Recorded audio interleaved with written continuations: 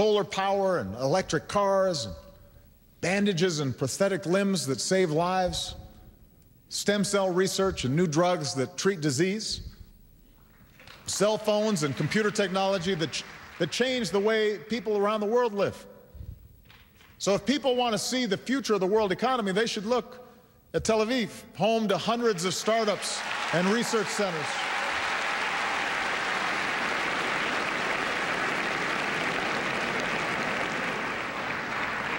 Israelis are so active on social media that every day seem to bring a different Facebook campaign about where I should give this speech.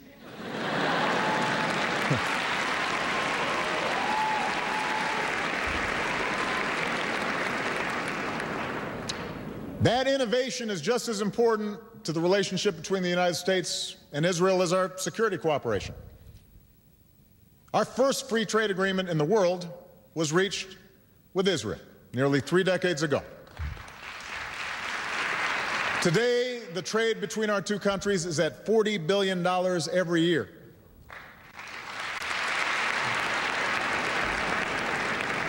More importantly, that partnership is creating new products and medical treatments. It's pushing new frontiers of science and exploration. That's the kind of relationship that Israel should have and could have with every country in the world. Already we see how that innovation could reshape this region. There's a program here in Jerusalem that brings together young Israelis and Palestinians to learn vital skills in technology and business. An Israeli and Palestinian have started a venture capital fund to finance Palestinian startups. Over 100 high-tech companies have found home on the West Bank, which speaks to the talent and entrepreneurial spirit of the Palestinian people. You know, one of the great ironies of what's happening in the broader region is that so much of what people are yearning for, education, entrepreneurship, the ability to start a business without paying a bribe, the ability to connect to the global economy, those are things that can be found here in Israel. This should be a hub for thriving regional trade and an engine for opportunity.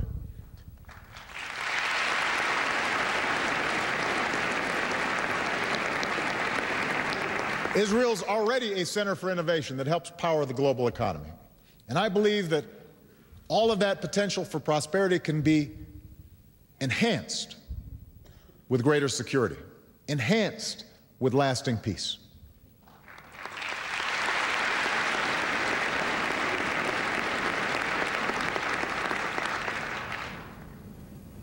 Here, in this small strip of land that has been the center of so much of the world's history, so much triumph and so much tragedy, Israelis have built something that few could have imagined 65 years ago. Tomorrow I will pay tribute to that history. At the grave of Herzl, a man who had the foresight to see the future of the Jewish people had to be reconnected to their past. At the grave of Rabin, who understood that Israel's victories in war had to be followed by the battles for peace. At Yad Vashem, where the world is reminded of the cloud of evil that can descend on the Jewish people and all of humanity if we ever fail to be vigilant. We bear all that history on our shoulders. We carry all that history in our hearts. Today, as we face the twilight of Israel's founding generation, you, the young people of Israel, must now claim its future. It falls to you to write the next chapter in the great story of this great nation. And as the president of a country that you can count on as your greatest friend, I am confident that you can help us find the promise in the days that lie ahead. And as a man who's been inspired in my own life by that timeless calling within the Jewish experience, Tikkun Olam, I am hopeful that we can draw upon what's best in ourselves to meet the challenges that will come, to win the battles for peace in the wake of so much war, and to do the work of repairing this world. That's your job. That's my job. That's the task of all of us. May God bless you. May God bless Israel. May God bless the United States of America. Toda Rabah. Thank you. Toda Rabah, the President of the United States, says in Hebrew, thank you very much to young people at the Jerusalem Convention Center, where he delivered a very powerful, very bold speech on the peace process, very pro-Israel, very pro-Palestine, a very, very pro-peace speech. John King was watching together with our entire team what's going on. The president warmly received John. He got heckled a little bit, made fun of it, but in response, most of the people there, the young people, stood up and gave him a standing ovation. A very well-received speech, even though he spoke very directly, very bluntly to the people of Israel about the peace process.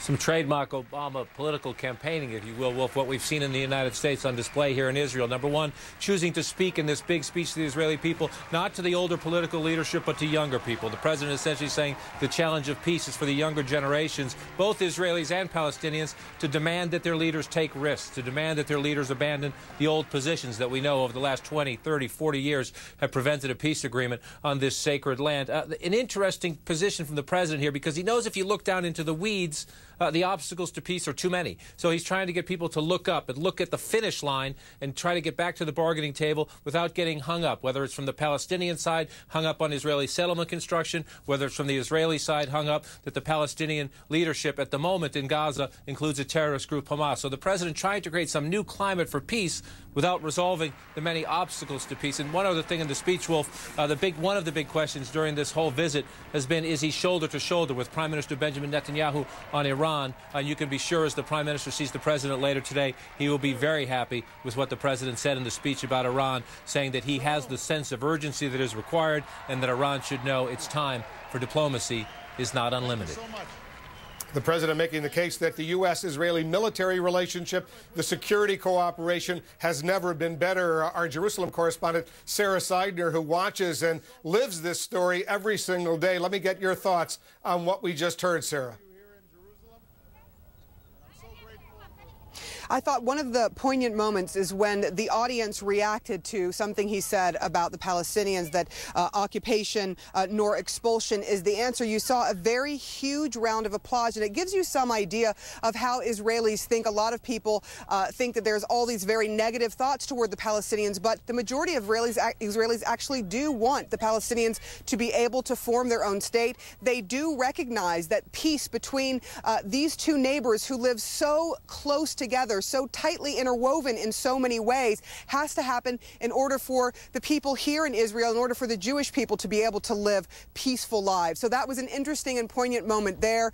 Also, you could hear the president. You know, I like what John said. He really sounded like he could be doing a State of the Union speech inside of Israel.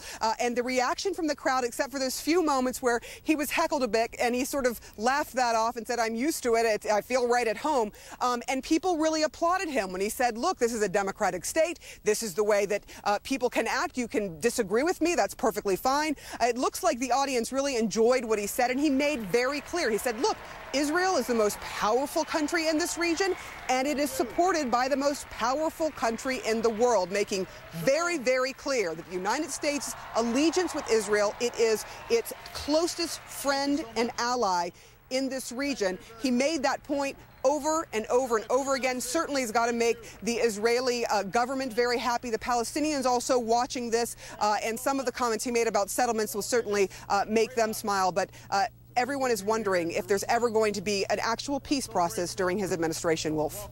And that raises the next question, Sarah. What happens next? We know the Secretary of State, John Kerry, will be intimately involved in trying to revive this Israeli-Palestinian peace process. He's traveling with the president right now, following the president's visit to Jordan. Tomorrow, the Secretary of State will be coming back. Will this result in an actual round of negotiations, direct negotiations between the Israelis and the Palestinians? Gloria Borger is watching what's going on. And Gloria, one of the most powerful statements that the president made to these young Israelis at the Jerusalem Convention Center was when he said, so long as there is the United States of America, he then said in Hebrew, Atem lo lavad, you are not alone. Now, that was a powerful statement that Israelis wanted to hear.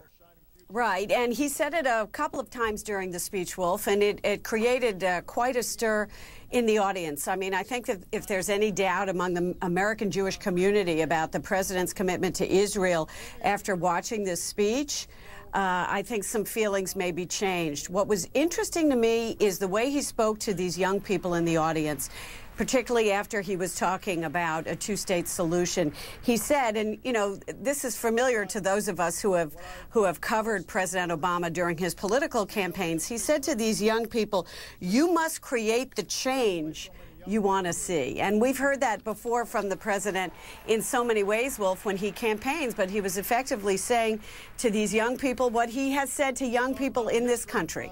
If you want to see change in the way your world is developing, then you're the ones who have to do it. And I would also add, Wolf, that I think he touched upon every sort of hot-button issue, Syria, chemical weapons in Syria, saying it wasn't going to be able to stand. Iran, they must not get a nuclear weapon, period, and that all options are on the table. And of course, Wolf, he spoke about peace, which is why he was talking to these young people.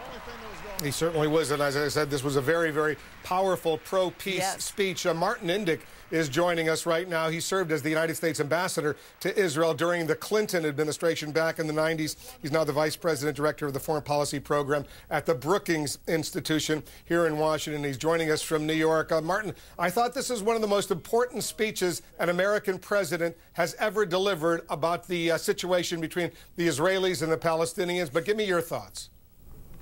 I agree, Wolf. You said it was bold. I would say it was courageous, not just in terms of making the case to the Israeli public that they do have a partner, that peace is possible, but actually urging them to pressure their leaders to move forward.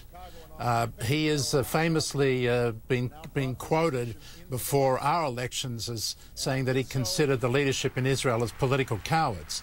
He seems to be going over their heads to the Israeli young people, trying to give them hope and trying to encourage them to press their leaders to make peace.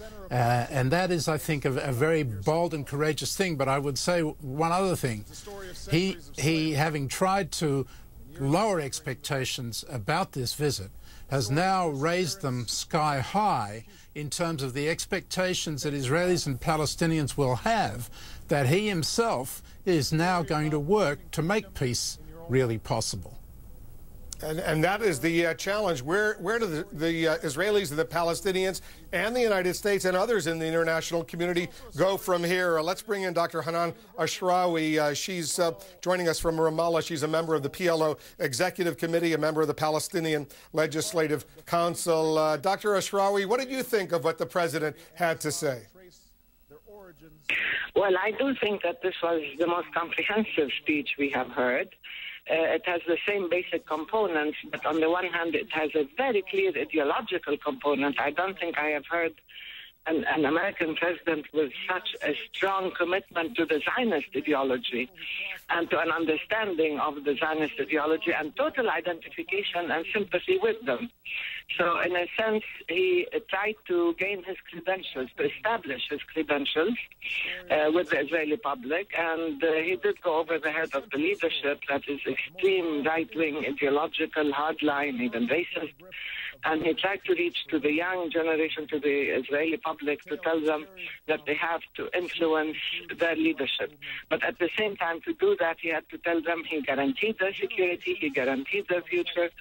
They're going nowhere. The U.S. is there for them. They have the U.S. has their back. That this alliance between the U.S. and Israel goes beyond politics and security and so on into ideology and total identification. So it was, in that sense, I think it was extremely emotional and ideological and identified with the Israeli public and with the Zionist version of reality.